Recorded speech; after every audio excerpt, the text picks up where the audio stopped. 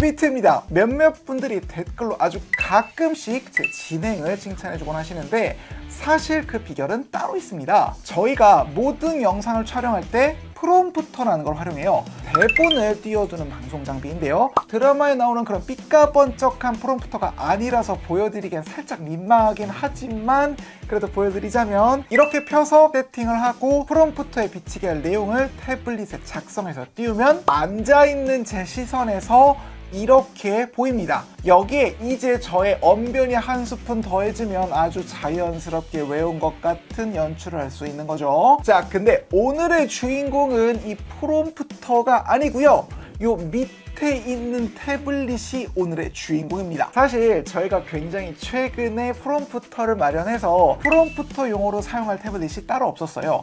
어쩔 수 없이 급한 대로 조연출 이슐랭의 태블릿을 사용했다가 이번에 또 간만에 법인 카드를 꺼내게 됐거든요. 프롬프터용 말고는 딱히 태블릿이 필요 없을 것 같아서 진짜 최소한의 기능만을 가진 다만 어느 정도 사이즈가 있는 대략 한 10인치대의 제품을 우선으로 찾아봤습니다. 가격대를 낮추려면 역시 중국산밖에는 없는 것 같아서 알리익스프레스를 좀 뒤져봤고요. 그렇게 해서 구매한 게 바로 이거! 트론패드 인터넷 태블릿 M10입니다. 일단 가장 중요한 가격부터 말씀드리자면 놀라지 마세요. 무려 6만원대에 불과합니다. 알리에서 판매하는 10인치대 태블릿 중에서는 최저가예요. 심지어 애플 공식 아이폰 케이스보다 쌉니다. 하지만 조금 이따 소개할 텐데 싼 데는 다 그만한 이유가 있어요. 이거는 영상 감상용으로조차 쓸모가 없습니다. 여튼 이거는 프리톰텍 라는 회사에서 만들었고요. 의외로 블랙 앤 레드 디자인이 상당히 멀끔한 모습을 보여주고 있습니다. 박스 뒷면을 보면 안드로이드 10에 2기가 램 32기가 스토리지 등등 기타 정보가 쓰여 있고 뭐 특별한 거는 없으니까 곧바로 뜯어봅시다. 일단 박스를 열어보면 오호, 자, 흰색 포장지에 덮인 본체가 보이고요. 네, 그리고 열어보면 간단한 매뉴얼이 그래도 나름 포장지에 왔습니다. 뜯어서 보면 프리톰텍 드론 패드가 보이고요. 그리고 아마 이 안에 구성품들이 있겠죠. 구성품을 열어보면 충전기와 케이블이 있습니다. 근데 충전기를 좀 보면 이게 생긴 것도 생긴 건데 전력이 10W짜리를 주네요. 이게 스펙시트상 5000mAh인데 진짜 이 정도면은 충전하는데 정말 한참 걸리겠군요. 가장 먼저 전면 베젤 부분을 보면 이거 베젤에서 농사 지어도 되겠습니다. 아니 근데 이게 판매자 이미지상에 안 그랬거든요? 벌써 좀 불안합니다. 그래서 여튼 전면 카메라 달려있고요. 그리고 이 디스플레이 화질이 제가 진짜 막눈이라 이런 거 별로 신경 쓰는 편이 아닌데 이게 되게 묘하게 좀 뭐가 이상하거든요. 요거는 이때가 디스플레이 파트 부분에서 다시 봅시다. 여튼 이제 위쪽을 보면은 위쪽에는 USB-C 타입 포트랑 마이크로 SD 카드 슬롯이랑 3.5파 이어폰 잭, 볼륨 버튼, 그리고 전원 버튼, 그리고 맨 우측에는 이게 저는 마이크인 줄 알았거든요. 판매자 설명에 따르면 이게 리셋 버튼이래요. 이걸 꾹 누르면은 여기 있는 기가 전체가 리셋되는 거죠. 하여간 모든 버튼이 여기에 전부 다 몰려 있고 옆면이나 하단에는 아무것도 없습니다. 깔끔하진 않고 휑하고 모듈이 플라스틱이라 굉장히 가격만한 퀄리티를 보여주고 있습니다. 그나마 유일한 장점은 용량 확장 가능한 여기 보이는 이 마이크로 SD 카드 슬롯이거든요. 이걸 열어보면 자 보세요. 여기 보면 이쪽에는 정상적인 마이크로 SD 카드 슬롯이 꽂히고요. 보면 스펀지로 막혀있죠. 이게 이 모델 중에는 유심히 꽂혀서 셀룰러가 되는 게 있거든요. 이건 와이파이만 되는 모델이라 무식하게 실이 이걸 그냥 막아버렸습니다. 저희가 핀셋으로 이걸 빼보려고 시도했다가 들어가 있는 느낌. 들어갔어.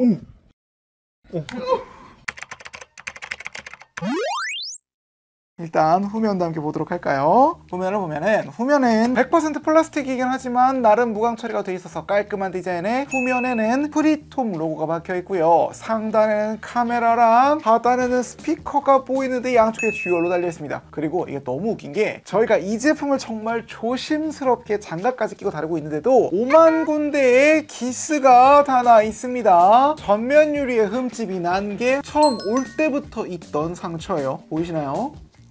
이제 본격적으로 태블릿을 만져봅시다.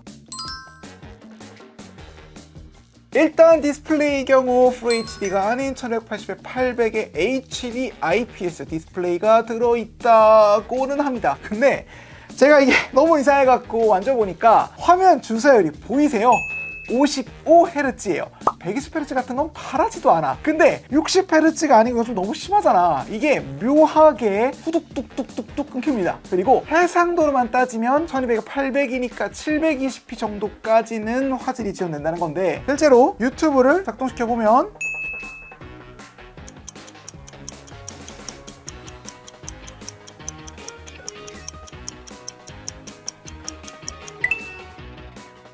네, 거의 7초, 8초가 지나서야 유튜브 앱이 실행이 됩니다. 그리고 조금만 여유와 인내를 가지고 기다리면 유튜브 영상도 720p까지는 문제가 없지는 않지만 그래도 어떻게든 재생이 되기는 됩니다. 그리고 다행히도 플레이스토어를 통해서 넷플릭스나 디즈니 플러스 같은 OTT 어플을 설치할 수 있기는 한데 결론부터 말씀드리자면 이거는 OTT 영상 재생 용도로는 한없이 부족한 기기입니다. 아까 OTT 앱이 설치가 되긴 된다고 말씀드렸잖아요. 근데 이게 넷플릭스 들어가서 확인을 해보면 화질이 잘해봐야 480p 정도밖에 나오지 않습니다. 가뜩이나 낮은 이 태블릿의 디스플레이 해상도보다도 더 낮은 거죠. 자, 그럼 이게 왜 이러냐? DRM이라는 것 때문에 그렇습니다. DRM은 디지털 콘텐츠의 무단 복제나 공유를 막는 프로그램이에요. 함부로 화면을 녹화하거나 영상을 다운받는 걸 막는 소프트웨어적인 장치인 거죠. 여튼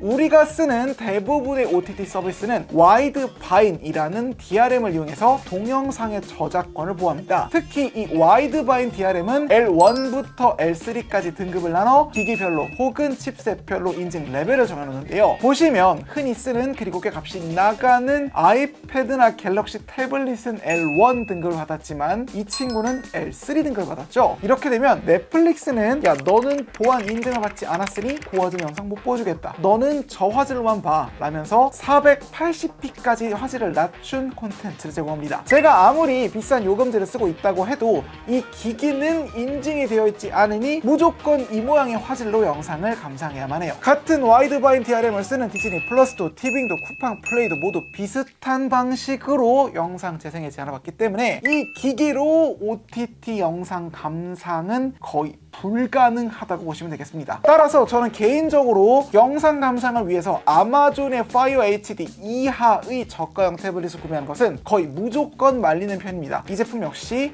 마찬가지라 영상 감상 용도론 또한 스피커 성능 역시 네, 그만 듣도록 합시다. 설마 하니 무려 800만 화소에 달하는 후면 카메라는 쓸만할까요? 자, 일단 실행을 왜 이렇게 느려? 자, 드디어 켜졌습니다. 야, 근데 화질이 이야 놀랄 정도로 낮습니다. 노이즈가 거의 여름철 호숫가 물안개처럼 껴있고요. 색감은 모조리 뒤틀려서 00년대 웹캠 화질보다도 못한 놀라운 해상도를 보여주고 있습니다. 이런 부품이 아직까지 나오는군요. 참고로 전면 카메라는 체감상 훨씬 나아요. 해상도가 너무 후지니까 셀카가 거의 그림처럼 아니 예술처럼 수채화처럼 먼저 나옵니다. 이쯤에서 궁금함이 생기죠. 야, 이게 대체 어떤 칩셋이길래 이 모양이 꼴일까? 스펙시트에 따르면 무려 쿼드코어 SC7731이라는 칩셋이 들어갔다고 하는데 실제로 긱벤치를 돌려보면 이 정도 점수가 나옵니다. 갤럭시 S10에 쓰였던 스냅드래곤 855의 9분의 1 성능이고 제가 예전에 현대 스마트폰을 다룬 적이 있는데 체감상 그 스마트폰보다도 심지어 제가 아주 오래전에 다룬 북한 스마트폰보다도 못한 수준인 것 같아요. 터치가 먹히다가 씹히는 수준이니까요. 참고로 놀랍게도 아니 당연하게 안타깝게도 발열은 조금도 없어요. 애당초 뭔가가 돌아간다는 느낌을 조금도 주지 않습니다. 말 나온 김에 조금 소개하자면은 저희 주 목적, 그러니까 프롬프터 앱이 잘 돌아가는지도 확인해야겠네요. 여기엔 안드로이드 10이 깔려 있어서 다행히도 거의 모든 앱이 돌아가긴 합니다. 그래서 프롬프터 앱은 실행이 됩니다. 목적에 정확하게 딱, 목적에만 딱 들어맞는 기기군요. 야, 이거조차 안 됐으면 진짜 큰일 날 뻔했어요. 알리에서 판매 중인 6만원대 태블릿 어떻게 보셨나요? 앞서 말씀드렸다시피 저희는 매우 특정한 목적으로 순전히 프롬프터 앱을 돌리기 위한 목적으로 이 제품을 구매했는데요. 저희 같은 목적이 아니라 뭐 영상 감상용 정도로 이 제품 구매를 고려한다라고 하면은 두 손 두 발 들고 말리고 싶습니다. 알리익스프레스의 고객 구매평에 따르면 자랑스러운 우리 한국인 고객분께서 이건 태블릿이 아니야 라고 평가를 내려주셨는데 네, 전 동의합니다. 어쨌든 이번 알리에서 직접 구매한 6만원대 태블릿 언박싱 재밌게 보셨다면 구독과 좋아요를 간절히 부탁드리고요. 다음에도 더욱 재미있고 흥미로운 제품으로 돌아오도록 하겠습니다. 끝! 네.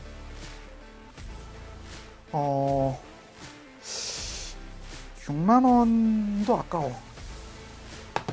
6천원이면 괜찮을 것 같아.